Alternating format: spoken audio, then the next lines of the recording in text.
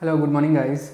तो हम लोग इलेक्ट्रॉनिक्स डिस्कस कर रहे थे और इलेक्ट्रॉनिक्स में लास्ट लेक्चर में हम लोगों ने काफ़ी सारे डेफिनेशंस की बात की थी कि एक सर्किट से रिलेटेड क्या क्या चीज़ें हम लोग स्टडी कर सकते हैं, उनके बारे में हमने बात की थी। इस लेक्चर के अंदर हम लोग उसी को आगे कंटिन्यू करेंगे कि और किरचॉफ लॉ को स्टार्ट करेंगे, और जो किरचॉफ लॉ से पहले एक दूसरा टॉपिक पढ़ेंगे उसके बारे में मैं बात करता हूँ। तो हम जो नेक्स्ट टॉपिक पढ़ने वाले हैं वो पढ़ेंगे क्या, एक दिशीय और द्विदिशीय एलिमेंट्स। क्या पढ़ेंगे हम लोग पढ़ेंगे एक दिशीय व द्विदिशीय अवयव। इसको इंग्लिश में बोलते हैं यूनिलेटरल एंड बाइलेटरल एलिमेंट्स। इसका मीनिंग क्या होता है, पहले इसके बारे में बात कर लेते हैं। देखो, एक दिशीय या यूनिलेटरल जो एलिमेंट होता है वो क्या होता है, जैसे कोई भी एलिमेंट मतलब प्रतिरोध हो गया या संधारित्र हो गया या ट्रांजिस्टर, एम्पलीफायर, जो भी है व्हाटएवर। तो अगर कोई एलिमेंट है, मतलब कोई भी इलेक्ट्रॉनिक युक्ति है, अगर उसमें धारा की दिशा बदलने पर उसका इफेक्ट पड़ता है तो वो जो एलिमेंट है, मतलब ऐसा है, दोबारा समझना। जैसे मान लो कि मैं एक रेसिस्टेंस लगा देता हूँ, यहाँ पे एक बैटरी लगा दी मैंने, ठीक है। अब अगर मैं बैटरी ऐसा लगा रहा हूँ और मान लो इधर से करंट फ्लो हो रहा है, मान लो 5 एम्पियर का करंट फ्लो हो रहा है इस वायर में से, ठीक है। अब अगर मैं एक काम करता हूँ, इस बैटरी को उल्टा लगा देता हूँ, इस बैटरी को मैं उल्टा लगा देता हूँ, मतलब जैसे पहले इस तरफ पॉजिटिव था, इस तरफ नेगेटिव था, हमें बैटरी को उल्टा कर दिया मैंने, ऐसा, मतलब करंट की डायरेक्शन चेंज कर दी।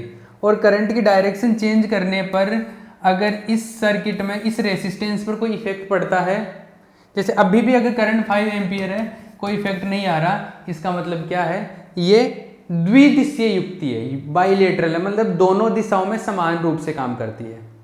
और अगर इस पर फर्क पड़े तो वो एक दिशीय हो जाएगी, मतलब एक ही दिशा में, यूनिडायरेक्शनल, एक ही दिशा में सही तरीके से काम करेगी। जैसे मान लो मैं एक दूसरा एग्जांपल लेता हूँ, डायोड होता है। डायोड के बारे में आपको शायद अभी ज़्यादा पता नहीं होगा, लेकिन अभी मैं बोल रहा हूँ वो चीज़ मान लेना, ऐसा ही होता है, आगे वाले चैप्टर में पढ़ेंगे हम लोग।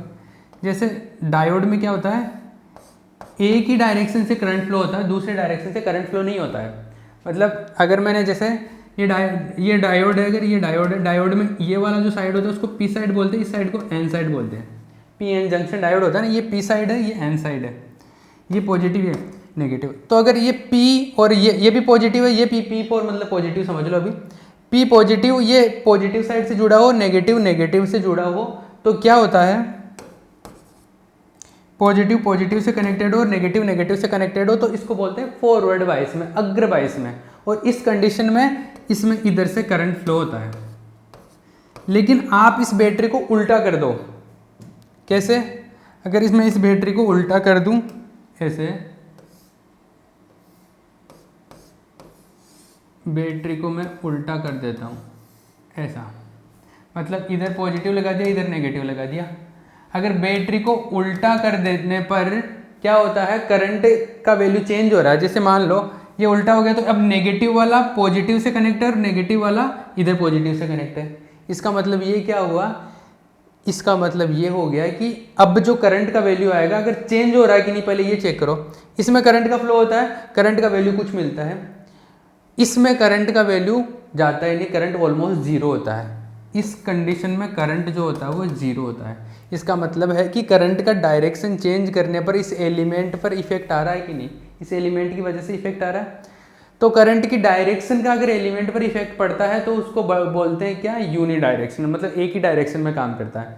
अगर उसको फ्लिप कर दो आप, या तो बैटरी को फ्लिप कर दो या इसको उल्टा लगा दो, एक ही बात है। मैं ऐसे भी कर सकता हूँ कि मैं ऐसे बोल दूँ आपको कि मैं एक काम कर रहा हूँ, इसको डायोड को उल्टा कर देता हूँ, डायोड को ही उल्टा कर दिया मैंने, ऐसे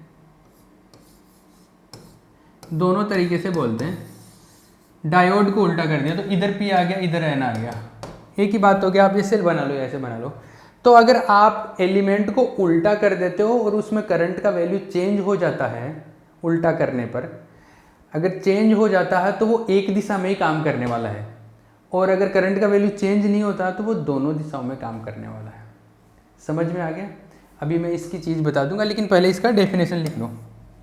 इसका एक दिशीय द्विदिशीय लिखो।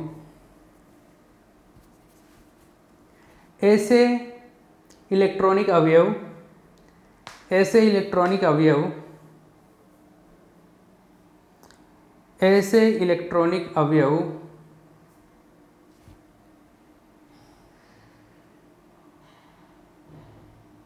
जिनमें, या ऐसे लिखो, ऐसे इलेक्ट्रॉनिक अवयव जिनको परिपथ में उल्टा लगाने पर, उल्टा के ब्रैकेट में आप व्युत्क्रम भी लिख सकते हो, उल्टा लगाने पर यदि धारा के मान में परिवर्तन हो जाता है,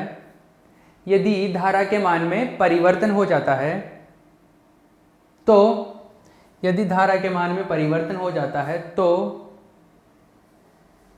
ऐसे अवयवों को एक दिशीय अवयव कहते हैं।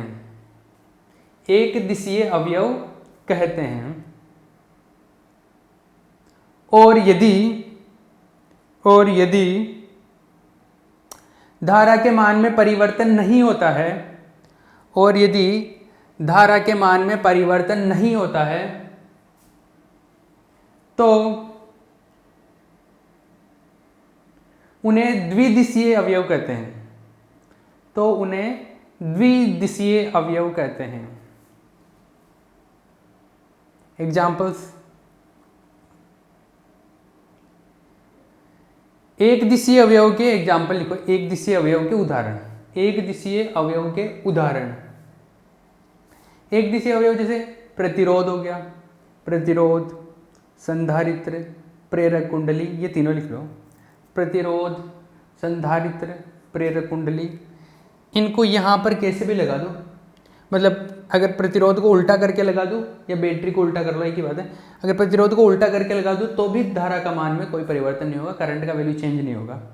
संधारित्र में भी ऐसा ही होता है, इसमें भी ऐसा ही होता है, प्रेरक कुंडली में भी। तो वो हो गया, ठीक है। द्विदिशीय अवयव के ये जो मैंने एग्जाम्पल लिखा है ये द्विदिशीय अवयव के एग्जाम्पल है। एक दिशीय के नहीं है, ये किसके हैं? द्विदिशीय के हैं, क्योंकि दोनों दिशाओं में समान रूप से काम करते हैं ना ये। अरे दिशा बदलने पर चेंज नहीं होता इनमें, तो ये द्विदिशीय के थे। तो ये जो एग्जाम्पल लिखवाए मैंने द्विदिशीय अवयव थे ये सारे। अब एक दिशीय अवयव के एग्जाम्पल लिखो। एक दिशीय अवयव जैसे डायोड, ट्रांजिस्टर, ये दोनों एग्जाम्पल लिख लो। डायोड और ट्रांजिस्टर में जैसे अभी हमने देखा ना, डायोड और ट्रांजिस्टर में करंट का वैल्यू अलग अलग हो जाता है। यहाँ पर करंट का वैल्यू नॉट इक्वल टू 0 होता है, यहाँ पर करंट का वैल्यू 0 हो जाता है। आई बात समझ में? तो आप ये दोनों एग्जाम्पल लिख सकते हो। ये छाप लो एक तो, और एक ये छाप लो, ठीक है। ये द्विदिशीय का हो गया, ये एक दिशीय का हो गया। क्लियर है? इसका मैं बता देता हूँ आपको, डेमोन्स्ट्रेशन करके देखते हैं हम लोग।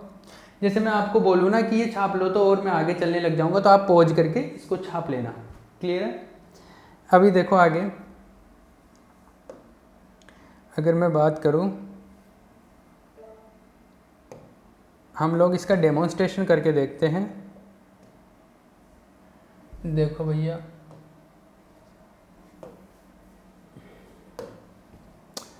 जैसे अगर मैं डायोड वाला डेमोन्स्ट्रेशन करके दिखा रहा हूँ आपको,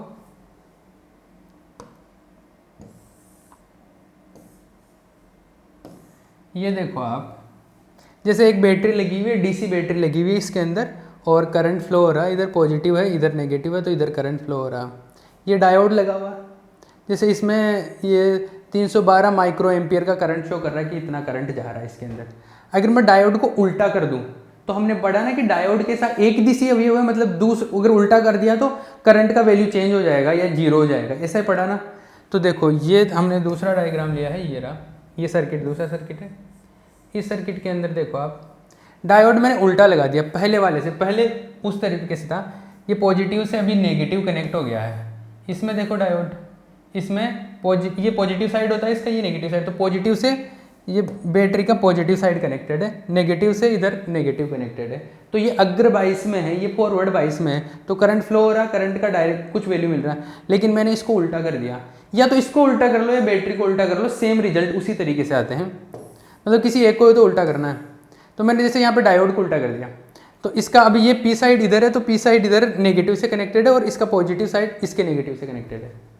ठीक है, तो अभी करंट का वैल्यू क्या आ रहा है?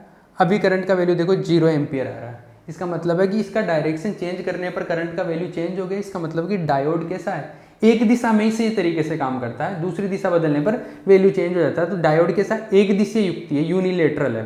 और प्रतिरोध वगैरह उनमें ऐसा नहीं होता है, वो कैसा है, द्विदिशीय युक्तियाँ होती है। आई बात समझ, क्लियर है? ये हो गया एक दिशीय और द्विदिशीय युक्तियों के बारे में, गेम कंप्लीट हो गया है। अभी मैं किसकी बात करता हूँ, अभी हम लोग आगे बात करते हैं। ये हो गया, अभी किरचॉफ नियमों की बात करते हैं। किसकी? किरचॉफ के नियम। मैं भी आपने बचपन में किरचॉफ के नियम पढ़े हो, मुझे नहीं पता आपको आते हैं कि नहीं आते हैं। नहीं आते हैं तो कोई प्रॉब्लम नहीं, अभी हम लोग यहाँ पे पढ़ेंगे। एग्जाम में छोटे क्वेश्चन में आता है किरचॉफ के नियम।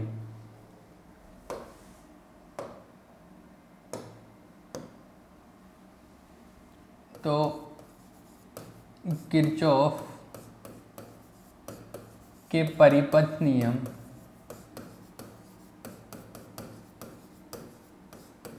किरचॉफ सर्किटल लॉ, सर्किट्स के लिए उन्होंने लॉ दिए, दो नियम दिए।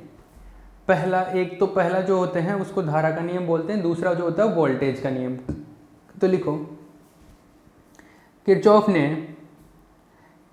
ने परिपथ का अध्ययन करने के लिए, किरचॉफ ने परिपथ का अध्ययन करने के लिए दो नियम दिए।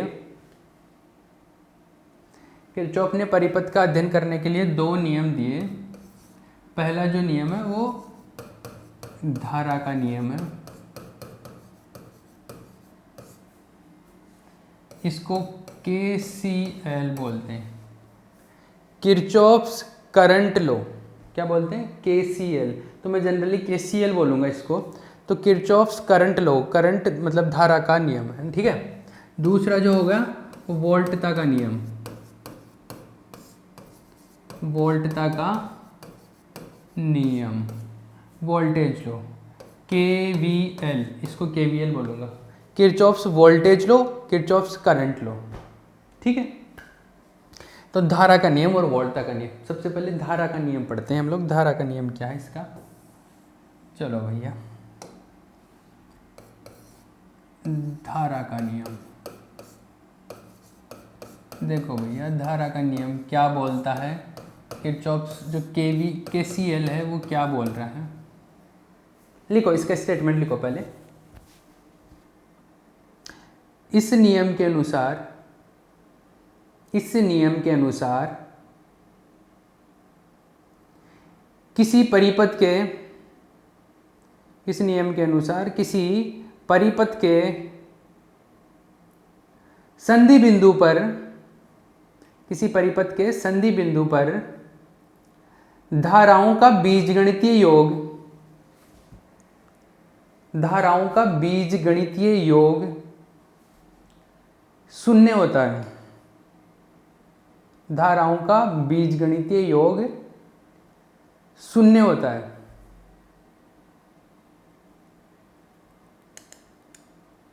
आई बात समझ, ठीक है।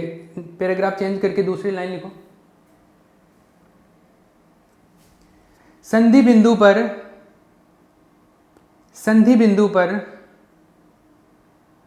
आने वाली धाराओं को, संधि बिंदु पर आने वाली धाराओं को धनात्मक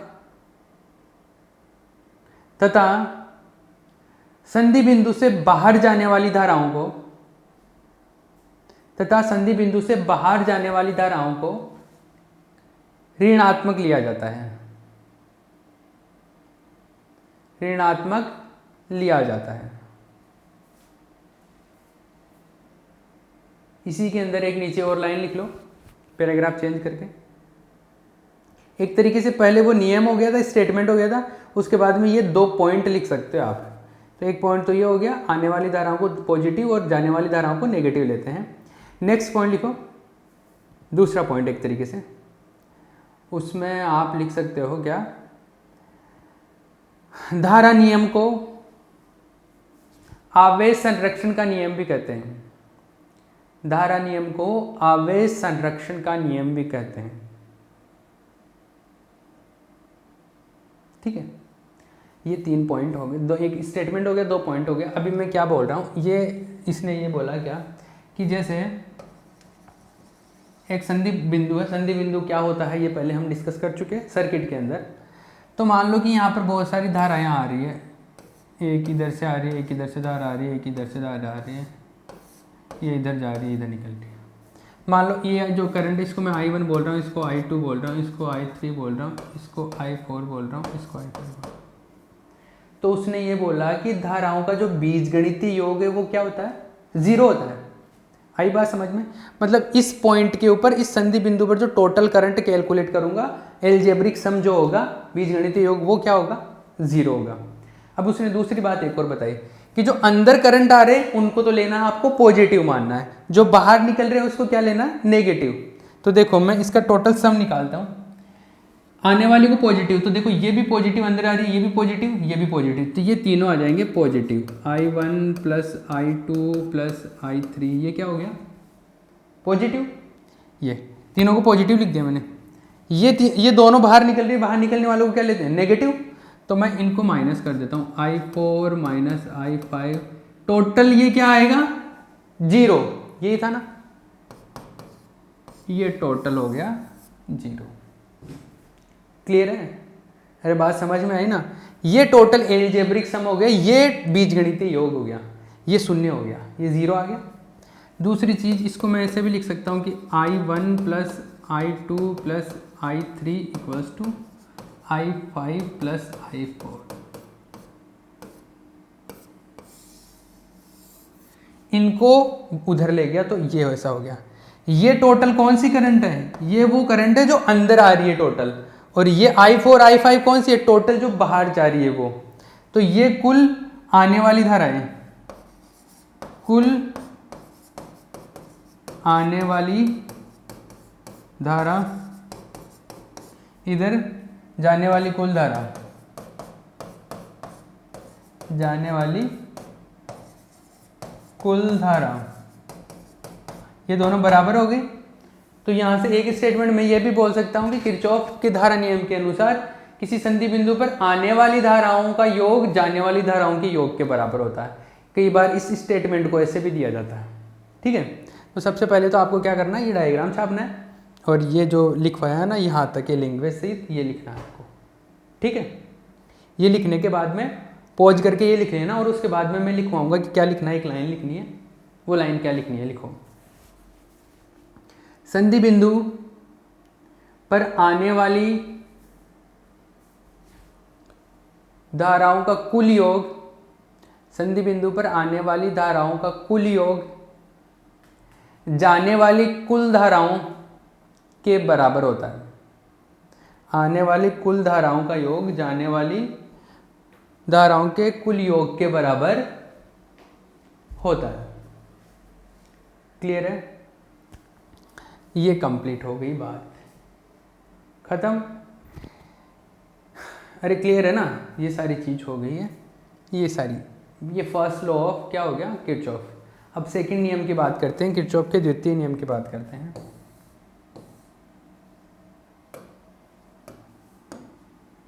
इन नियमों का एनालिसिस भी पढ़ेंगे, फिर बाद में विश्लेषण आएगा, विश्लेषण को बाद में पढ़ेंगे, पहले नियम पढ़ लेते हैं। किरचॉफ का द्वितीय नियम, किरचॉफ का द्वितीय नियम, जिसको मैं वोल्टता का नियम बोल देता हूं, डायरेक्टली वोल्टता का नियम, वोल्टता का नियम, इसको क्या बोलते हैं, केवीएल, केवीएल। ठीक है, इस नियम के हिसाब से क्या होता है, लिखो,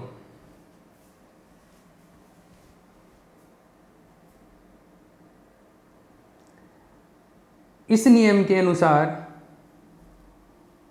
इस नियम के अनुसार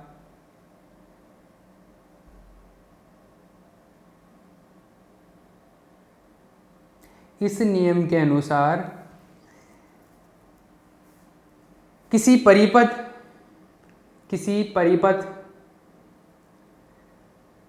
के एक बंद लूप में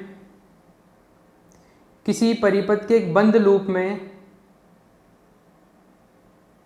किसी एक निश्चित दिशा में जाने पर किसी एक निश्चित दिशा में जाने पर वोल्टताओं का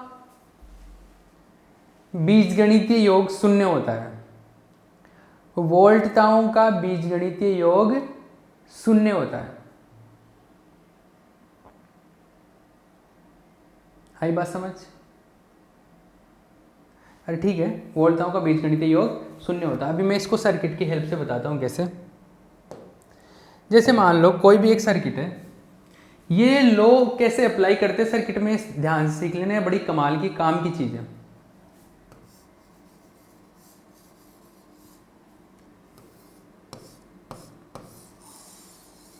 जैसे ये एक बैटरी लगी हुई है, दो रेसिस्टेंस लगे हुए हैं, ये R1 ले लो या R2 ले लो, ये E इसका वोल्टेज मैं बोल रहा हूँ, इसका वोल्टेज कितना है, या EMF बोल दूँ मैं, ये कितना है इसका, E के बराबर है। ठीक है, ये पॉजिटिव साइड है इसका, ये नेगेटिव साइड है। इधर से मान लो कि करंट इधर से फ्लो हो रहा है क्योंकि पॉजिटिव साइड से बाहर निकलेगा। अब जो बताया गया है, जो लो है उसके हिसाब से ऐसा है कि मैं एक बंद लूप में जा रहा हूँ, एक क्लोज लूप में। तो इस क्लोज लूप के अंदर अगर मैं चलता हूँ तो जो टोटल वोल्टेज काउंट करूँगा वो टोटल वोल्टेज क्या आना चाहिए, 0 होगा, ये बोला जा रहा है। अब इस वोल्टेज को काउंट करने का तरीका देख लेना, कैसे वोल्टेज काउंट करते हैं। ऐसा है कि सबसे पहले तो आप एक डायरेक्शन डिसाइड कर लो। जैसे करंट की डायरेक्शन ये मान लिया आपने, करंट की डायरेक्शन एक फिक्स कर लो, कौन सी डायरेक्शन फिक्स है। जैसे ये करंट की डायरेक्शन फिक्स कर ली, ठीक है। अब करंट की डायरेक्शन इधर से फिक्स किए, तो जिधर से करंट एंटर हो रहा है किसी भी रेसिस्टेंस से किसी भी युक्ति के अंदर, करंट जिधर से अंदर जा रहा उस साइड को आप लिखना प्लस, दूसरी तरफ नेगेटिव हो जाएगा ऑटोमेटिकली। जैसे इसमें अंदर की तरफ इधर से करंट जा रहा है तो ये पॉजिटिव लिख दिया, ये नेगेटिव लिख दिया, और कोई युक्ति लिखी हुई नहीं है इसमें, तो ऑटोमेटिकली नेगेटिव पॉजिटिव बैटरी में तो होता ही है। ठीक है, ठीक है। अब इसको कैसे कैसे करना, जोड़ना कैसे। जैसे ये रेसिस्टेंस है R1, इस पर जो वोल्टेज ड्रॉप हो रहा है, जो वोल्टेज खर्च हो रहा है, इसको लिख देता हूँ मैं V1। इस पे जो वोल्टेज ड्रॉप हो रहा है इसको V2, और इसका खुद का E है वोल्टेज। अब देखो मुझे टोटल ऐड करना, सम करना ना। सम कैसे करोगे, जैसे कहीं एक जगह से चालू हो जाओ, जैसे मैं यहाँ से चालू हो रहा हूँ, यहाँ से मैं चलता जाऊँगा और सबको जोड़ता जाऊँगा, अरे वापस यहाँ तक पहुँच जाऊँगा। ठीक है, अब मैं यहाँ से स्टार्ट कर रहा हूँ, यहाँ से करंट की डायरेक्शन में चालू कर रहा हूँ, मैं इधर से चालू कर रहा हूँ। तो अगर मैं पॉजिटिव से एंटर करता हूँ तो उसका वोल्टेज लिखना है पॉजिटिव, और किसी युक्ति के अंदर अगर नेगेटिव से एंटर कर रहा हूँ तो मुझे क्या लिखना है, नेगेटिव। समझ में आ रहा। तो जैसे मैं इधर से एंटर कर रहा हूँ, पॉजिटिव है तो मैंने इसका वोल्टेज लिखूंगा, सबसे पहले पॉजिटिव लिख दिया, क्योंकि इसके अंदर मैं जब जा रहा हूँ पॉजिटिव सिरे से अंदर जा रहा हूँ। आगे वाले में इसमें भी पॉजिटिव से अंदर जा रहा हूँ तो इसका वोल्टेज V2, ये भी पॉजिटिव लिख दिया मैंने। फिर आगे गया, आगे कुछ है नहीं, इधर आया बैटरी से नेगेटिव से अंदर घुस रहा हूँ ना मैं, तो माइनस आएगा, तो ये माइनस E = 0। ठीक है, तो ये ऐसा हो गया E = V1 + V2। आई बात समझ में। ये टोटल इस तरीके से आ गया, ये सर्किट हो गया, ये किरचॉफ के नियम से ऐसे लगा दिया मैंने। क्लियर है, अरे समझ में आ रहा। एक मैं दूसरा सर्किट लेके और बताता हूँ आपको, ताकि अच्छे से समझ में आ जाए। उसमें मैं 2 बैटरी लगा देता हूँ।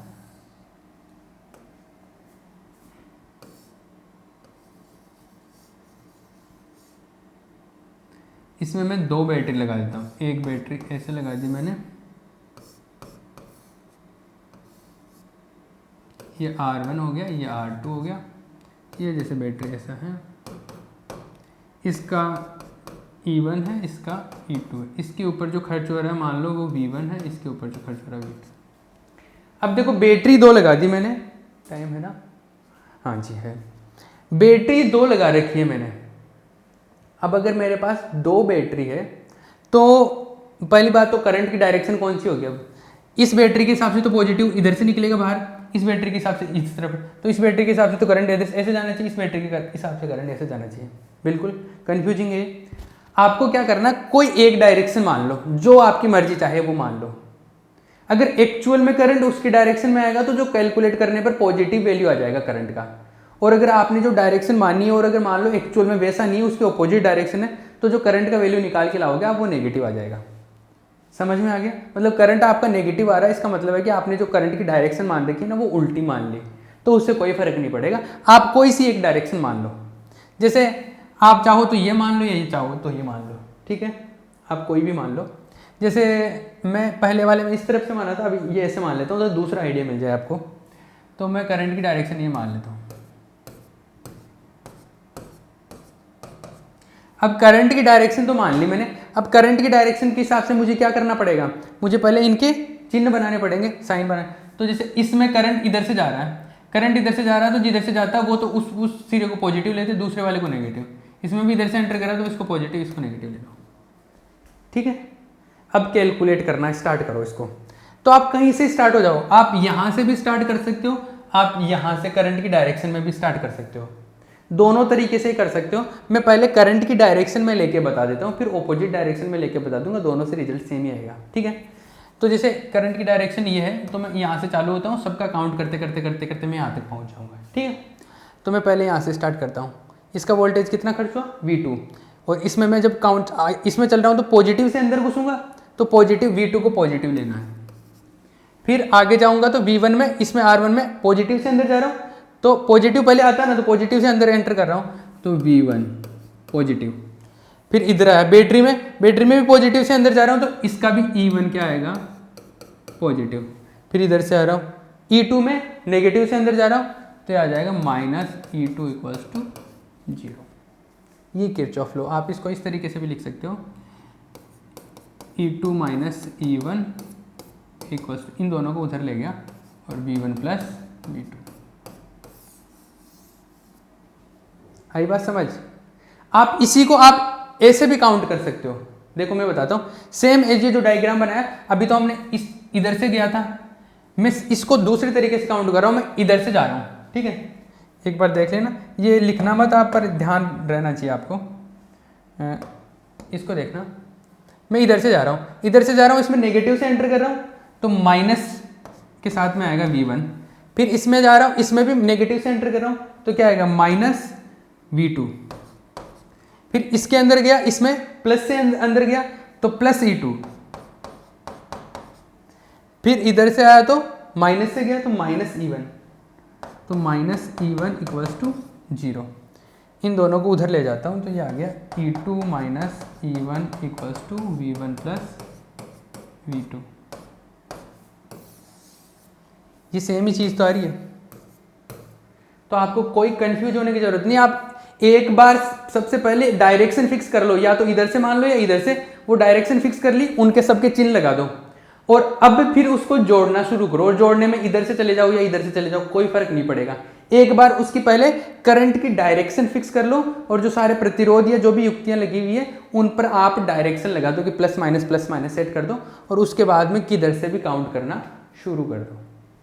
ये 2 एग्जाम्पल लिख दिए। आप चाहो तो एग्जाम में एक ही एग्जाम्पल लिख सकते हो, 2 एग्जाम्पल देने की जरूरत नहीं है। आप चाहो तो ये सेकंड वाला एग्जाम्पल दे सकते हो। क्लियर है? इसके नीचे आप एक लाइन लिख सकते हो, किरचॉफ का वोल्टता नियम ऊर्जा संरक्षण को प्रदर्शित करता है। किरचॉफ का वोल्टता नियम ऊर्जा संरक्षण को प्रदर्शित करता है। किरचॉफ का वोल्टता नियम ऊर्जा संरक्षण को प्रदर्शित करता है। क्लियर है? कूल।